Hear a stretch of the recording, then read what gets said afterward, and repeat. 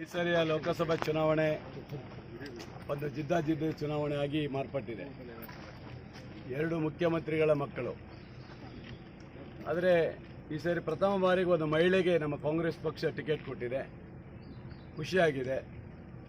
ಬಹುಶಃ ಇವತ್ತಿನ ಒಂದು ವಾತಾವರಣ ನೋಡಿದಾಗ ಅತ್ಯಂತ ಲೀಡಲ್ಲಿ ಗೆಲ್ತಾರನ್ನೋ ವಾತಾವರಣ ನಮಗೆ ಬಂದಿದೆ. ಅದರಿಂದ ಗೀತಾ ಶಿವರಾಜ್ಕುಮಾರ್ ಹೈ ಲೀಡಲ್ಲಿ ಗೆಲ್ತಾರನ್ನೋ ಭರವಸೆ ಇದೆ. ಯಾಕಂದರೆ ಇಡೀ ತಾಲೂಕಿನಲ್ಲಿ ನಾನು ಓಡಾಡಿದ್ದೀನಿ. ಜನರು ಒಳ್ಳೆಯ ಒಪಿನಿಯನ್ ಇದೆ ಜನರಲ್ಲಿ. ರಾಘವೇಂದ್ರನ ಇಲ್ಲಿವರೆಗೆ ನೋಡಿದ್ದಾರೆ. ಇಷ್ಟು ವರ್ಷ 5 ವರ್ಷ 3 ವರ್ಷ ನೋಡಿದರೂ ಸಹ ಯಾವುದೇ ಅವರ ಜನಪ್ರಿಯವಾಗಿ ಬಡವರ ಪರವಾಗಿ, ಜನರ ಪರವಾಗಿ, ರೈತರ ಪರವಾಗಿ ಇದ್ದಿದ್ದು ಕಾಣಲಿಲ್ಲ. ಅವ್ರು ಕೇಳೋದಷ್ಟೇ ಮೋದಿ ಪರ ಓಟ್ ಕೊಡಿ ಅಂತ ಕೇಳಿದ್ದಾರೆ ಬಿಟ್ಟರೆ ನನ್ನ ಪರ ಓಟ್ ಕೊಡಿ ಅಂತ ಕೇಳಿಲ್ಲ. ಅಂದರೆ ಅವರು ಅಭಿವೃದ್ಧಿ ಮಾಡಿಲ್ಲ ಅಂತ ಅರ್ಥ. ಅಂದರೆ ಆ ಥರ ಆಗಿದೆ. ಹಾಗಾಗಿ ಗೀತಾ ಶಿವರಾಜ್ಕುಮಾರ್ ಅವರಿಗೆ ಒಂದು ಬಂಗಾರಪ್ಪನವರ ಕುಟುಂಬ, ಆಮೇಲೆ ಶಿವರಾಜ್ಕುಮಾರ್ ಹೆಂಡತಿ ರಾಜ್ಕುಮಾರ್ ಅವರ ಕುಟುಂಬ ಮತ್ತು ಮಹಿಳೆಯರಿಗೆ ಒಂದು ಸಿಂಪತಿ ಇದೆ. ನಮ್ಮ ಮಹಿಳೆಯರು ಅನ್ನೋದು ರೀತಿಯಲ್ಲಿ ಒಂದು ವ್ಯವಸ್ಥೆ ಇರೋದ್ರಿಂದ ಖಂಡಿತ ಒಳ್ಳೆಯ ಒಲವಿದೆ. ಗೆಲ್ತಾರೆ, ಒಳ್ಳೆಯ ಲೀಡಲ್ಲಿ ಗೆಲ್ತಾರೆ. ಸರ್, ಹಿಂದಿನ ಸಲ ನೀವು 16,000ದಲ್ಲಿ ಈ ಕ್ಷೇತ್ರದಾಗ ಗೆದ್ದಿದೆ. ಈ ಸಲ ಎಷ್ಟು ಲೀಡ್? ಈ ಸರಿನೂ ಹತ್ತತ್ರ ಅಷ್ಟೇ ಬರ್ಬೋದು ಅನಿಸ್ತಿದೆ. ನಮಗೆ ಜಾಸ್ತಿನೇ ಆಗ್ಬೋದು ಅಂತ ಇದೆ. ಈಗ ಒಳ್ಳೆಯ ವಾತಾವರಣ ಇದೆ, ಜನರ ಒಪಿನಿಯನ್ ಇದೆ. ನಾವು ಹೋದ ಕಡೆ ಎಲ್ಲ ನೋಡಿದ್ದೀವಿ.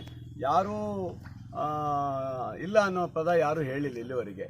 ಹಾಗಾಗಿ ತುಂಬ ಚೆನ್ನಾಗಿದೆ. ಸರ್, ಈಗ ಅವರು 3 ಬಾರಿ ಗೆದ್ದಿರೋದ್ರಿಂದ ಅವರು ತಾವು ತುಂಬ ಅಭಿವೃದ್ಧಿ ಮಾಡಿದ್ದೀವಿ ಅಂತ ಹೇಳ್ತಾ ಇದ್ದಾರೆ. ಅವ್ರು ಮಾಡಿದ್ದಾರೆ, ಖಂಡಿತ. ಅವರು ಮನೆ ಅಭಿವೃದ್ಧಿ ಮಾಡ್ಕೊಂಡಿದ್ದಾರೆ, ಅವರು ಆಸ್ತಿ ಮಾಡ್ಕೊಂಡಿದ್ದಾರೆ, ಬೇಕಾದಷ್ಟು ಎಂಥ ಕಾಲೇಜುಗಳು ಮಾಡ್ಕೊಂಡಿದ್ದಾರೆ. ಅಷ್ಟು ಬಿಟ್ಟರೆ ಜನರಿಗೆ ಅಭಿವೃದ್ಧಿ ಮಾಡಿದ್ದು ನೀವು ಯಾವುದು ಇದ್ದರೆ ಸಾಗರಕ್ಕೆ ಏನು ಮಾಡಿದ್ದಾರೆ ಕೊಡುಗೆ ತೋರಿಸಿ. ಸಾಗರಕ್ಕೆ ಹೊಸನಾಗರಿಗೆ ಅವ್ರ ಕೊಡುಗೆ ಇದ್ದರೆ ತೋರಿಸ್ಬಿಟ್ಟಿದ್ದಾನೆ. ಈ ಸಾಗರಕ್ಕೆ ಕೊಡುಗೆ ಇದ್ದರೆ ಕಾಗೋಡು ತಿಮ್ಮಪ್ಪನವ್ರದ್ದು, ಗೋಪಾಲಕೃಷ್ಣ ಬೇಳೂರ್ದು. ಹಾಲಪ್ಪಂದು ಕೊಡುಗೆ ಏನೂ ಇಲ್ಲ. ಯಾಕಂದ್ರೆ ನಾವು ಯಾವುದೇ ಬಿಲ್ಡಿಂಗ್ ಕಟ್ಟಿದ್ದಿಲ್ಲ ಹಾಲಪ್ಪ ಅಲ್ವಾ. ಅವ್ರು ಹೇಳೋರಲ್ಲ ಇಷ್ಟು ವರ್ಷ ಕಾಂಗ್ರೆಸ್ ಏನು ಮಾಡಿದೆ ಅಂತ. ಅದಕ್ಕಿಂತ ಹೆಚ್ಚು ವರ್ಷ ನಾವು ಮಾಡಿದ್ದೀವಿ. ಸರ್, ಈಗ ಬಂಗಾರಪ್ಪನವರ ಫ್ಯಾಕ್ಟ್ರಿ ಯಾವ ಥರ ವರ್ಕ್ ಆಗಿದೆ ಚುನಾವಣೆಯಲ್ಲಿ? ಖಂಡಿತ ಅವ್ರು ಕೊಟ್ಟಂಥ ಜನಪ್ರಿಯ ಕಾರ್ಯಕ್ರಮ ಇವತ್ತಿಗೂ ಜನರಲ್ಲಿದೆ. ಅವರು 32 ವರ್ಷದ ಹಿಂದೆ ಪುಕ್ಕಟ್ಟೆ ಕರೆಂಟ್ ಕೊಟ್ಟು ಇವತ್ತು ಮೋಟ್ರಿ ಕೊಟ್ಟಿದ್ದು, ಆಶ್ರಯ ಯೋಜನೆ ತಂದಿದ್ದು, ಆಮೇಲೆ ದೇವಸ್ಥಾನಗಳಿಗೆ ಅಭಿವೃದ್ಧಿ ಕೊಟ್ಟಿದ್ದು ಇವೆಲ್ಲ. ಆಮೇಲೆ ಈ ಭೂಮಿ ಕೊಟ್ಟರೆ ಯಾರು? ಬಗರ್ಕೊಂಡ್ ತಂದು ಜಾರಿ ಮಾಡಿದ್ದು ಅವರೇ ಅಲ್ವಾ. ಹಂಗಾಗಿ ಇದೆಲ್ಲ ಒಳ್ಳೆ ಜನರಲ್ಲಿ ಮುಟ್ಟಿದೆ. ಅದು ಸರ್, ಗ್ಯಾರಂಟಿ ಯೋಜನೆಗಳು, ಸರ್ಕಾರದ ಗ್ಯಾರಂಟಿ ಯೋಜನೆಗಳು ಈ ಚುನಾವಣೆಯಲ್ಲಿ ಯಾವ ರೀತಿ ಪರಿಣಾಮ? ಖಂಡಿತ ಚೆನ್ನಾಗಿದೆ. ಭಾಳ ಜನರಿಗೆ ನಾವು ಕೇಳಿದಾಗ ಒಂದು ಬಡ ಕುಟುಂಬಕ್ಕೆ ಇವತ್ತು ನಿಜವಾಗ್ಲೂ ಸಿಕ್ಕಿದೆ ಅಂದರೆ ಖುಷಿಯಾಗಿದ್ದಾರೆ. 2,000 ರೂಪಾಯಿ ಸಾಮಾನ್ಯ ಯಾರೂ ಕೊಡ್ಲಿಕ್ಕೆ ಸಾಧ್ಯ ಇಲ್ಲ.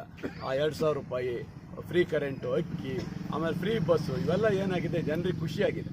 ಬಡ ಕುಟುಂಬಕ್ಕೆ ಆರ್ಥಿಕವಾಗಿ ನೆರವು ಸಿಕ್ಕಿದೆ. ಭಾಳ ಜನ ಖುಷಿ ಇದ್ದಾರೆ. ಅದು ಎಲ್ಲರಿಗೂ ಮನವರಿಕೆ ಆಗಿದೆ. ಯಾಕಂದರೆ BJP 5 ವರ್ಷದಲ್ಲಿ ಹಾಲಪ್ಪ ಇರುವುದು, ರಾಘವೇಂದ್ರ 1 ರೂಪಾಯಿ ಜನರಿಗೆ ಏನು ಕೊಟ್ಟಿದ್ದಿಲ್ಲ. ಯಾವ ಸರ್ಕಾರನೂ ಇಷ್ಟೊಂದು ಯಾವತ್ತೂ ಕೊಟ್ಟಿಲ್ಲ. ನಮ್ಮದೇ ಸರ್ಕಾರ ಬಂದ ಮೇಲೆ ಕೊಟ್ಟಿರೋದು. ಜನರಿಗೆ ಖುಷಿ ಇದೆ, ಖುಷಿಯಾಗಿ ಓಟ್ ಹಾಕ್ತಾರೆ. ನೋಡಿ, ನಾಚಿಕೆ ಆಗಬೇಕು ರಾಘವೇಂದ್ರ, ಹಾಲಪ್ಪ ಅಥವಾ ಇತರ BJP ಮುಖಂಡರಿಗೆ. ಅವನ ಮೇಲೆ ರೌಡಿ ಶೀಟರ್ ಇದೆ. OC ರಾಜ ಅಂತ ಫೇಮಸ್. ಅವನು 18 OC ಕೇಸ್ ಇದೆ.